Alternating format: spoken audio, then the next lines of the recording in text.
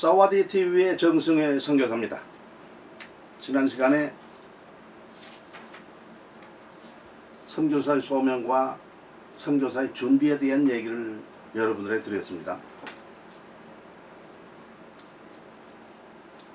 이 시간에는 우리가 선교지로 갈 때에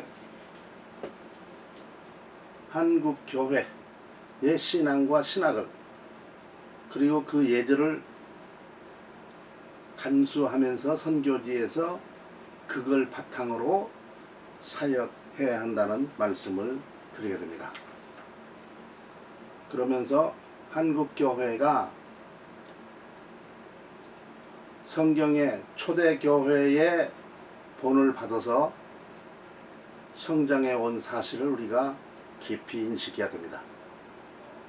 우리 한국 교회가 세계적으로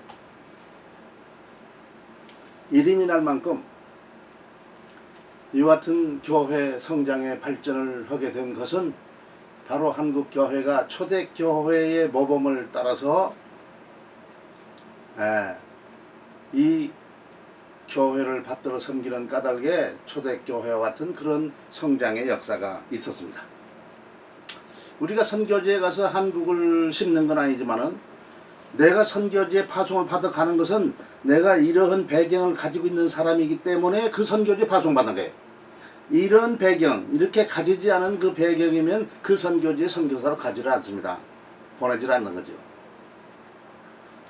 그래서 우리는 내가 한국인이라는 것, 내가 한국 교회 교인이라는 것, 한국 교회의 그 믿음과 그 신학을 가지고 있다는 것, 한국교회 좋은 모범을 내가 가지고 있다는 것, 그것 때문에 선교사로 선교지에 가서 그 선교사를 감당할 수 있다는 거예요. 그것이 없어지면은 우리는 선교사로서의 그 사명을 감당할 수 없는 사람이 돼요.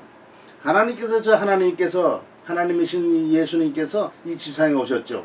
이 지상에 오셨으니까 하나님은 저버리고, 그리고 사람으로서만 하면 이미 그는 우리 인간을 구원할 구세주가 되지 못합니다. 그와 비슷하게 우리가 한국교회 파송을 받아온 것은 바로 한국교를 심기 위해서 보낸 건 아니지만, 그러나 한국교회의 그 믿음과 그 신학과 그 풍습을 뒷배경으로 해서 하게 되어 있기 때문에 우리는 한국인으로서 정체성, 한국교회의 정체성을 가지고 있어야 됩니다. 네.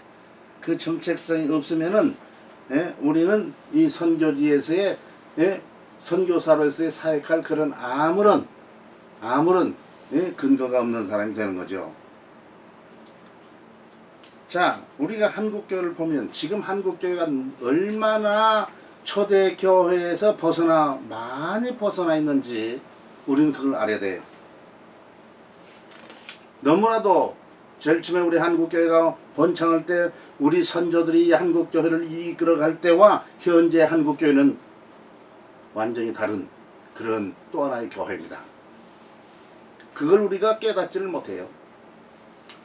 요새 제가 말씀을 드렸지만은 작년 12월부터 코로나 19 이 사태가 발발해 가지고 우리 한국에서는 한 2월정부터 이와 같은 사태가 발생했죠. 그 자동적으로 교회가 문을 닫아서 교회 예배를 못 드리죠. 그래 제가 지난 시간에 그런 얘기를 했죠. 코비드 19을 통해서 하나님께서 우리의 예배를 거절하신다. 교회 문을 닫는 것은 무엇을 의미합니까? 교회 문을 닫는 것은 무엇을 의미합니까? 우리로 하여금 예배를 드릴 수 없도록 하는 것은 그게 누가 됐든지 간에 무엇을 의미합니까? 이건 우리 정부가 한 것이 아니잖아요. 이것은 코로나라는 병이라는 거. 모든 의사들도 이걸 큰 병으로 보지 않았어요. 크게 보지 않았어요. 근데 이것이 지금 언제 끝날 줄 모르잖아요. 이건 누구도 몰라요. 주님이 언제 오시는지를 모르는 것처럼 이 사태가 언제 끝날 줄 모르는 하나님께서 특별히 꽉 쥐고 계시는 그런 한 사건이라고 보는 것이에요. 그럼 하나님께서 무엇 때문에 우리에게 교회문을 닫아서 예배를 드리지 못하도록 교회 성전 우리가 성전을 만드는 것은 그 주 임무가 예배지요. 예, 다른 임무 교육이죠. 예, 근데 이 주 임무인 우리의 사명인 예배를 하나님께 드릴 수 없도록 하는 거. 그래서 제가 말라기 1장 10절에 있는 말씀 옛날에 그 말씀을 들고 그리고 요한복음 4장 23절 24절 말씀 들어서 하나님은 우리로 하여금 진정한 예배를 드리기를 원하는데 그런 예배가 아니니까 하나님께서 문을 교회 문을 닫아서 우리로 하여금 예배를 드리지 못하도록 코빅 19을 사용하고 계시는 거 아닌가 그 말씀을 드린 바가 있습니다.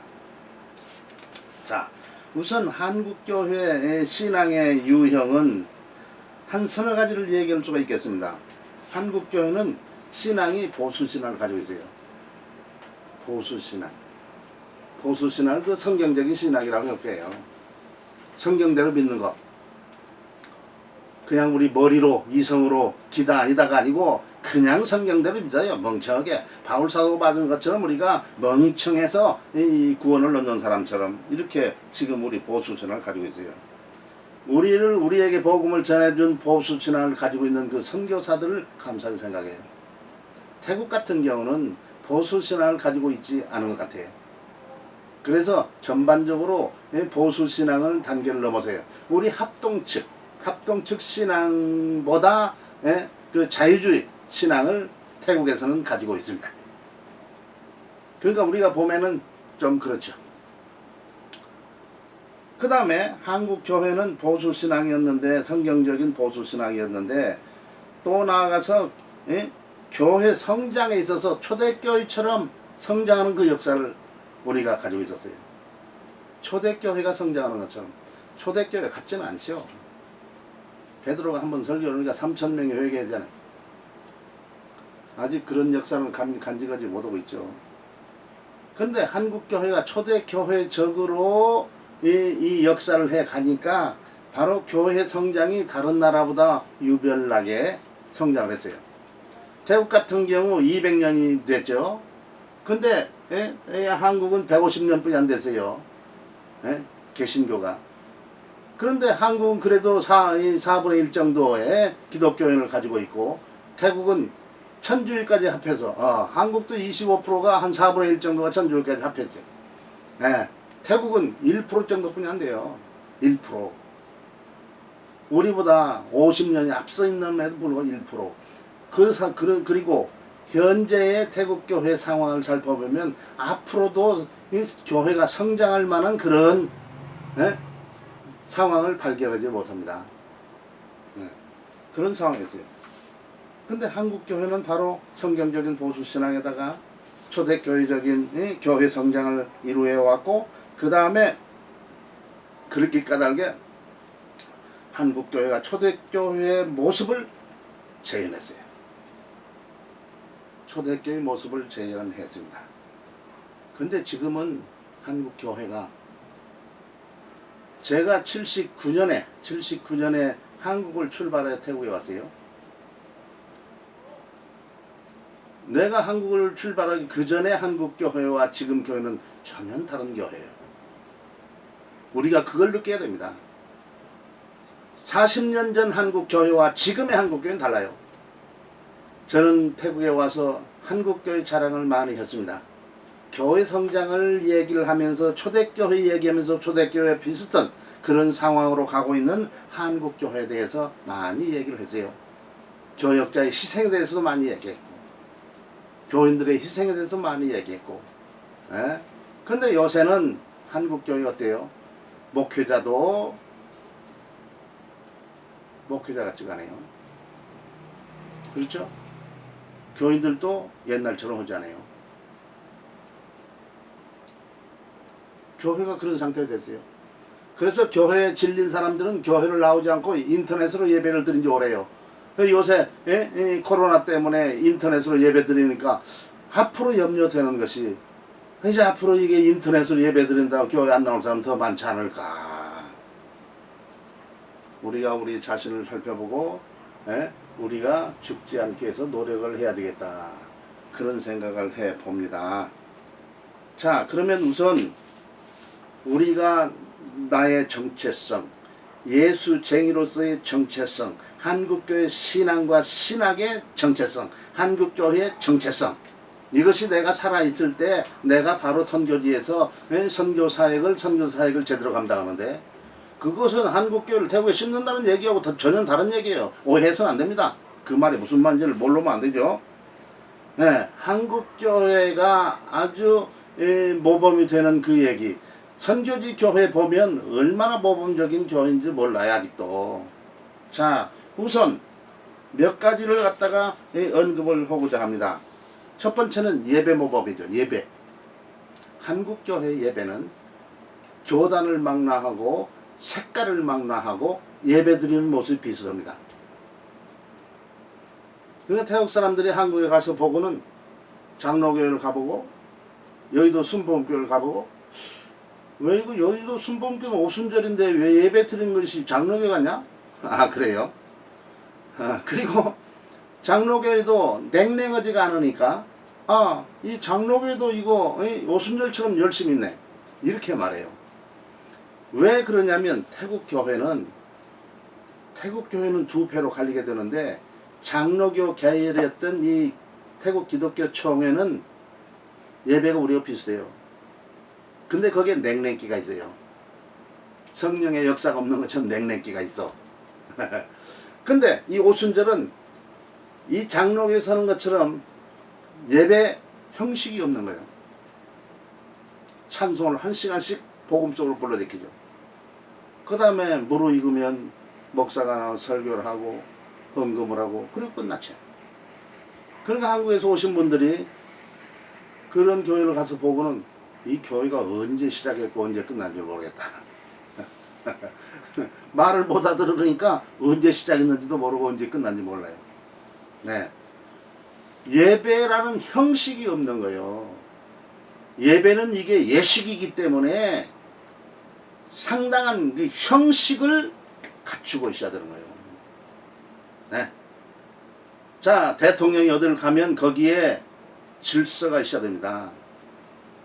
네. 그냥 뭐 평민이 가는 것처럼 그렇게 못하지요.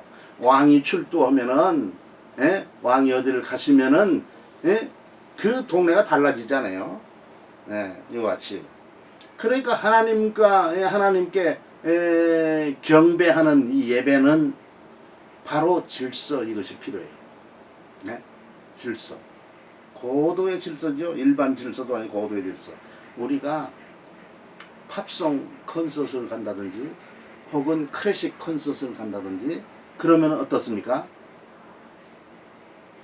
팝송 콘서트를 가면 전화 끌 필요 없죠.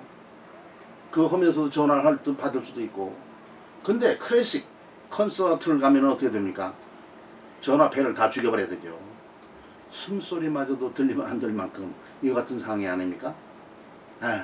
만약에 분위기가 공연을 할 수 없는 상황이면 지휘자가 탁 끝내버리고 안 오지 않아요. 하나님 앞에 드리는 예배라는 것은 자연스럽게 이렇게 드릴 수 있는 상황은 사실 아니에요. 하나님, 그 높으신 하나님, 위대하신 하나님, 그 우리가 경외해야 되는 그 예배, 이것이 그런 것이죠. 근데 한국 교회는 예배를 드릴 때 복장을 잘 갖추고 오잖아요. 요새는 복장을 안 갖추고 오는 것 같이 보이더라고요. 에어컨도 있어도 복장 갖추지 않아요. 옛날에는 복장 다 갖추니까, 태국 사람들이 가서 교회 가면은 복장을 다 갖췄으니까 이분이 장로님인가 보다. 평신도인데, 그 장로집 분도 없고 집사집 분도 없는데 뭐 장로님인가 보다. 이렇게 생각하는 그런 상황이었었죠. 우리 한국교회 예배는 어디에 내놔도 그래도 부족함이 없는 그런 예배 형태를 취하고 있었죠. 지금은 많이 달라졌어요. 복음성이 다 점령하고 세상에 있는 악기들이 들어와서 신령한 예배 드리는 일에 도움이 되지 않는 그런 상황도 많이 있게 되는 것이죠. 두 번째는 새벽 기도회죠. 새벽 기도회. 태국은 새벽 기도회라는 건 없어요. 선교지가 새벽 기도 있는 데가 거의 없습니다. 한국의 새벽 기도회, 예수님께서 하신 그 새벽마다 하신 기도, 저녁마다 하신 기도, 이것을 본받아서 한국 교회는 해가 뜨기 전에 새벽에 모여서 기도를 하고 그랬죠. 그 여파로 새벽 기도를 마치고 가서 또 집안에 가서도 새벽에 가정 예배를 드렸죠. 그래, 이런 새벽 기도회도 교회 성장에 얼마나 역사하는지 몰라요. 교회가 날마다 이러는 게 아닙니까? 교회당만 닫아놓고 일주일에 한 번 문 여는 게 아니고, 날마다 교회당을 쓰고 있는 거예요. 그래도 다 못 쓰죠. 새벽 기도를 매일 했죠. 그 다음에 한국교회 장점이 뭐예요? 성경 공부. 교인들의 성경 공부를 가르쳤죠. 우리는 성경 공부 교재가 다 있잖아요. 어린애부터 시작해서 어른애까지 그 성경 공부가 있잖아요. 6년이면 한 번씩 성경 66권을 다 공부하죠. 6년, 작년에 되면 6년 죽을 때까지. 그러니까 한국 교인들은 성경을 많이 하는 편이에요. 그 다음에 교회가 열심히 성경을 읽으라고 하잖아요. 그 다음에 성경 읽는 대회까지 했어요, 옛날에. 지금은 잘 안 나같이 보여야 돼요. 집에서 막 읽어. 경쟁적으로 읽어요. 이렇게 막 시켰어요. 성경을 많이 알아요. 그러니까 설교할 때 많은 설명이 필요 없어요. 성경을 많이 아니까. 태국은 성경 찬송을 가지고 있는 사람 많이 없어요. 그 성경 찬송을 가지고 있는 교회는 특수한 교회입니다. 교회에 성경 찬송을 비치해놨어요. 그러니까 그 시간만 써요. 요새는 어디 가는 교회들이 복음성으로만 하니까 찬송가를 몰라버려요. 찬송가를 몰라요. 그런 예배가 안 되죠. 기독교는 불교하고 달라가지고 찬송가를 할 줄 알아야 돼요. 찬송가를 잘해야 예배를 드릴 수 있습니다. 찬송가를 못하면 예배를 못 드려요. 주의 종들도 찬송가를 잘하는 사람이어야 그 일을 잘하는 그런 사람이 되죠. 그런데 성경 공부하는 것도 없고 찬송가를 가르쳐주도 못하니까 찬송가도 제대로 못 부르고, 자기 찬송가요? 남의 찬송가가 아니고 자기 그룹의 찬송가인데 못 불러요. 태국은 찬송가 두 종류니까. 기독교 총회에서는 더 어려운 가사로 되어 있는 찬송가. 그래서 예배 찬송이라고 불러요. 제가 속해 있는 데는 복음주의 연맹이니까 여기서 주로 쓰고 있는 찬송가는 예배 찬송하고 기독교 생활, 기독교 생활 찬송이죠. 이렇게 말을 하고 있어요. 우리 한국교회는 찬송 부르는 거 모두 다 그냥 가수들처럼 부르고 있잖아요. 성경도 보통 하는 게 아니고. 요새는 모르더라고. 왜? 대학 시험 본다고 그래가지고 교회를 안 가고 성경 공부를 안 하니까 어떤 때 단기팀이 오는데 보면 그들에게 물어보면 몰라는 거예요. 몰라요. 그걸 몰라. 성경을 몰라. 그래서 이 교회 담임 목사는 목회하는데 그냥 정말로 죽을 지경이겠다. 그런 생각을 했어요. 그러더니 한국교회가 문제가 터지기 시작해서 지금부터 상당부터는 사회에서도 인정을 받지 못하고 그 사람들이 날려놓고 개독교 그러고 앉았잖아요. 이렇게 되면 안 되죠. 하나님을 섬기는 사람들이 이런 수준으로 내려가면 안 돼요. 우리는 하나님의 자손이요. 이게 높아요. 이게 수준이 높은 사람들이에요. 근데 왜 수준이 낮은 데로 가느냐고. 그래가지고 뭐 누구든지 교회에 올 수 있도록 하기 위해서 열릴 예배를 한다고 그래요. 열릴 예배. 만약에 누구든지 올 수 있어서 예배에 누구든지 올 수 있기 때문에 열릴 예배, 열린 교회 그렇게 한다면 잘못된 것입니다. 왜? 하나님 옆에는 아무나 갈 수 있는 게 아니에요. 내가 태국에 40년 살았지만은 그러나 왕궁의 옛날에 우리 왕의 생일이 되면은 그날 그 전날 저녁에 그저 쓸만한 사람 다 모이고 왕이 거기에 나타나셔서 말씀을 하셔요. 거기 한 번도 가본 일이 없어요. 왜? 아무나 가는 게 아니요. 그러니까 가지 못하는 거죠. 예배를 갖다가 순수하게 하나님 앞에 드리는 예배로 이렇게 생각해서 그 정해진 친구들, 자격이 있는 친구들은 와서 이렇게 해야 되는데 그렇지 않으면 안 되죠. 이걸 전도로만 생각해서 예배를 통해 전도. 사실은 예배를 통해 전도가 안 됩니다. 하나님의 말씀, 능력의 말씀이 그 마음에 꽂혀야 되는 거죠. 근데 태국 사람들의 마음은 맡고 있는 것이 여러 겹이래요. 뭐 8개 겹, 뭐 이래가지고 그걸 뚫고 들어가기 어려워가지고 복음이 전파가 안 돼서 예수 믿는 적답니다. 그렇게 말하고 있어요. 근데 우리 한국교회는 또 전도이죠. 전도를 얼마나 열심히 했어요. 길이 나지 않았는데 그 사람 전도인이라고, 그 사람이 하도 그 집을 다녔기 때문에 길이 났다 하는 그런 얘기도 자주 들었어요. 지금은 그렇지 않죠. 그러니까 한국교회가 시세가 없어지고 부흥이 안 되고 한국교회를 교인들이 떠나고 뭐 난리가 나는 거겠죠. 다섯 번째, 한국교회의 특징이 뭡니까? 교회 조직과 행정입니다. 교회는 하나의 조직과 행정이 확실히 있어야만이 그 교회가 완벽한 교회가 되죠. 어떤 그룹에서는 우리는 직분이 필요 없으니까 모두 다 형제라고. 설교하는 사람 따로 있어요. 그런데 그 형제예요. 근데 아무개 형제가 설교한다. 우리는 교회 조직과 행정이 발전했기 때문에 그런 상황에서 형제라고 하지 않고 그분을 가르쳐서 목사님이라고 한다든지, 장로님이라고 한다든지, 그 집사님이라고 한다든지, 그래요. 행정이 발전돼서 그러는 거예요. 예.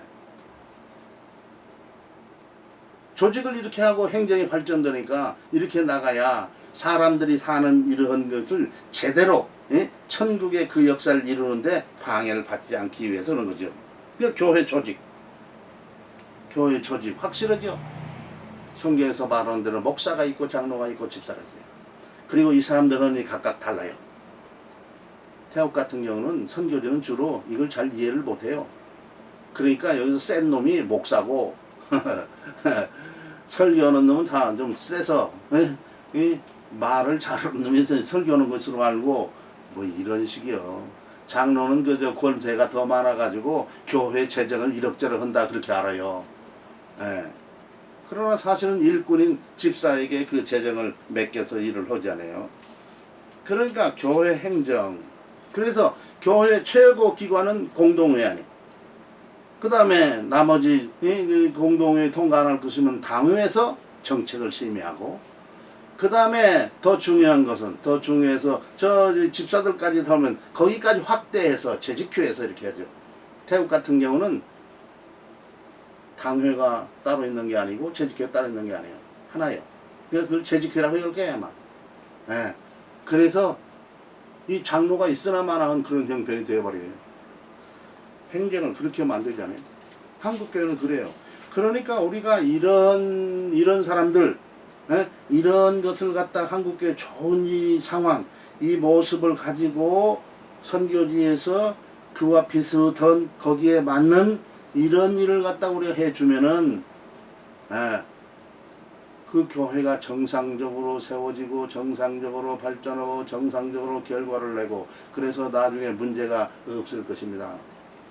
우리가 이걸 생각해야 됩니다. 자, 그래서 오늘 우리는 하나님의 소명을 받고 한국교회 파송을 받아 오면은 우선 나는 한국 사람이고 한국 교인이고 한국의 신앙과 신학을 가지고 있고, 그래 한국교회 좋은 풍습을 가지고 있는 이것을 놓치지 않고 이 좋은 것들을 갖다가 이 선교지에 소개를 해주고, 이것이 바로 성경적인 초대교회의 그 모습과 같으니까 그것과 다르다면 그걸 소개하면 안 되죠. 그러면 그걸 이렇게 함부로 해야 되기 때문에 이런 정체성을 나는 갖춰야 된다. 그런데 오늘날 우리 교단, 한국의 우리 합동 측 교단은 침례를 주지 않아요. 세례만 줘요. 그걸 세례라고 그러지 침례라고 안 해요. 그런데 우리 교단에서 왔는데도 불구하고 덮어놓고 침례를 주는 우리 GM의 선교사들도 많이 있더라고. 누가 침례를 안 주면 죽인다고 하는 것도 아닌데, 그 침례를 그렇게 주는 걸 보았어요. 그것도 좋은 침례 장소, 이걸 만들어 놓은 데서 하는 것도 아니고 수준이 떨어지는 물가로 가서 그 잘못 주면은 거머리가 무는, 지금 우리가 이런 짓을 해야 되겠어요? 이야, 우리 한국의 좋은 정체성, 그 좋은 신앙과 신학과 이 기독교인의 풍습을 다 저버리고, 그리고 이게 우리가 그렇게 해서 여기에 지금 적응될 것도 아니에요. 그럼에도 불구하고 그렇게 하면서 하는 걸 보면 저 사람이 정말로 총신 출신이 맞은가? 총신 출신이 맞은가?